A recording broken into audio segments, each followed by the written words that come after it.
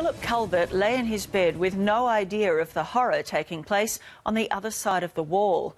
He was sharing his home with a man who would become known as the Suitcase Killer. He was always going to kill, it was just a matter of who. Noticed a black suitcase floating in a stormwater canal. Here I'm thinking, It affected most police investigating this. why didn't I realise that she was in trouble?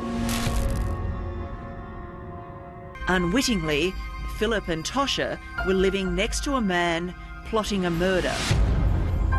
3 months after Stanny Reginald moved in, he began obsessively scouring the internet, researching serial killers and murderers.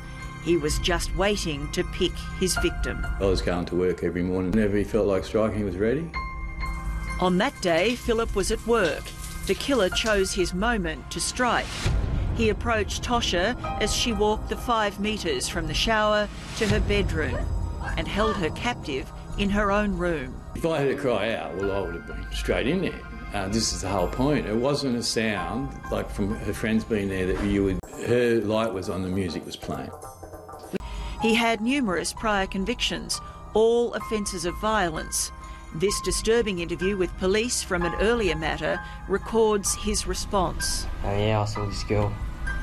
She was alone, and then I followed her for a while, and then I ran up to her and I pulled the knife out and I said, "Give me your money." And then she just started screaming. And then I hit her. Why did you hit her? I don't really know why. Did you want to shut her up, or? I think so, yeah. Why did you do what you did? Because I wanted some money. Did you know what you were doing was wrong? What do you mean? Do you know the difference between the right thing to do and the wrong thing to do? Was what you did right or wrong? It was wrong. And how do you feel today about what you did? What do you mean? Do you feel sorry for the girls that you attacked? Yeah. You do? A chilling prelude to the murder he would later commit. People who are capable of committing this sort of crime, assault, robbery, using an offensive weapon and destroying property by fire. He was given every opportunity to change his ways and to rehabilitate, but he didn't. In the next stage of Stanny Reginald's calculated plan, he calmly ordered a taxi. What you're about to hear is the ice-cold phone call he made just moments after he killed. Hey, I have a pick-up from Croydon on Edwin Street. How long did that take? I don't know. How many travelling? Just the one. And your name? Daniel. Going to where? Belrose Park. Ready now?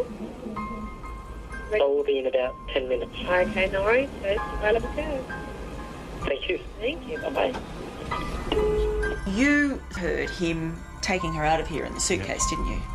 Philip's evidence would fast put him in the position of key witness to the crime. Well, my testimony, and we heard a bang out here.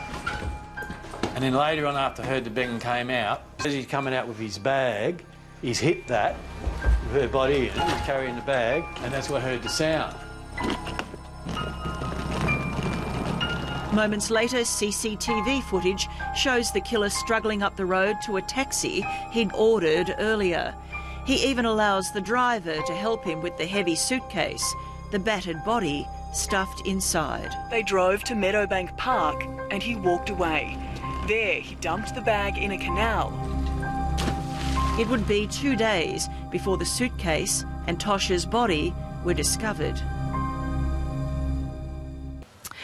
And we understand the Director of Public Prosecutions is considering an appeal against the killer's sentence. No decision has yet been made.